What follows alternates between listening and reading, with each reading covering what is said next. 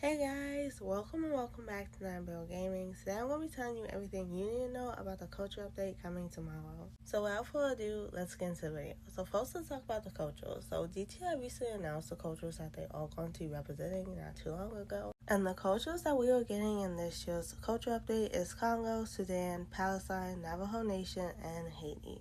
And you can notice that this year we are only getting 5 cultures, while last year we got 9. But I do feel like DTI is trying to make up for it by doing extremely underrepresented cultures. But now I really want to go over the outfits that we can be expecting to receive from these different cultures. So the first culture I pulled up is Congo, and first I'm going to be reading some of the things about the cultures, then we're going to be looking at some of the outfits. It says, traditional Congolese clothing is a vibrant fusion of indigenous artistry and bold, colorful textiles.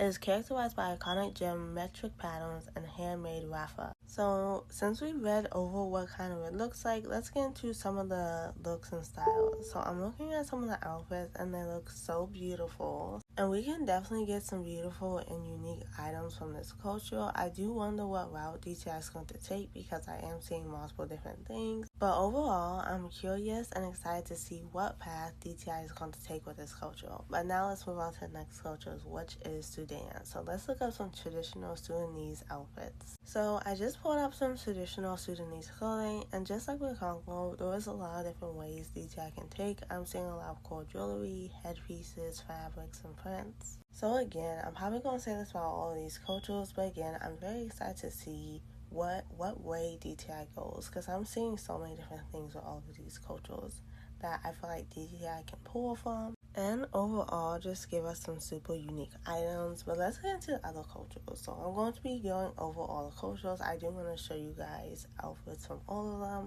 So I did pull up some Palestinian traditional clothing, and I did find some really cool things. And the reason why I'm pulling up all of these cultures' different traditional clothing is to give you guys an idea of kind of the outfits that we should be expecting and some of the stuff that we are going to be getting. Now, I just have 2 more cultures of outfits to show you, and that is Navajo Nation and Haiti. So again, here are some pictures of the Navajo Nation traditional clothing, and here are some traditional Haitian clothing. So again, with all of these cultures, there are some very unique items that we can get. So again, I'm very curious to see what route DTI takes to all of these different cultures. I'm curious to see what outfits that we get. But comment down below if your culture is being represented, and comment down below if you are part of any of these cultures, or if you know somebody who is a part of these cultures. But now let's get into some other things that you should be expecting in this uploading is the educational calls. As you know, last year Imoya from DTI wrote all the educational calls for the 9 different cultures that we celebrated last year.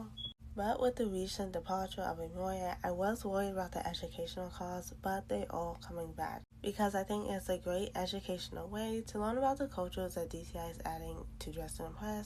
Since we are on the topic of the educational card post where they reveal the educational cards, I do want to talk about the background. So if we look at the educational card post, we can see that the old cultural map might be returning, which is very exciting. As you know, last year they had the cultural area update, they remodified the map, and they had a whole separate room for the cultural items. So I was worried this year if the old map was going to be coming back, because we did have less items, so I didn't know if they was just going to put it in the thing in the middle. But no, they are going all out and bringing back the old culture map. Now I do wonder, since we are getting less cultural items this year, are they going to have the old cultural items back in the room? That's what I'm suspecting, since they are bringing back the old cultural items. But I do wonder if they might just put it in everybody's dressing booth who joins the game during that time of the update.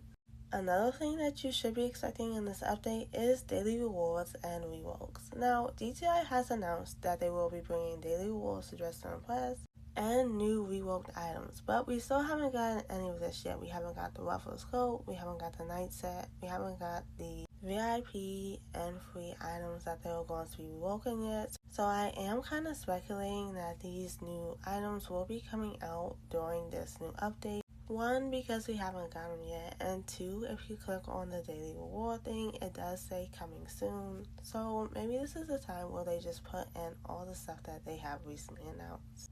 And lastly, the things you should be expecting, which is obvious, hair and makeup inspired by all these different cultures. But that is all for today's video. Those are all my thoughts and theories. Thank you again so much for watching. Comment down below some of your thoughts and opinions and how you feel about this culture update. And stay tuned for tomorrow because I will be posting videos about the culture update. And here is my Roblox account. I will be funding all my subscribers. I will leave that down in the description below.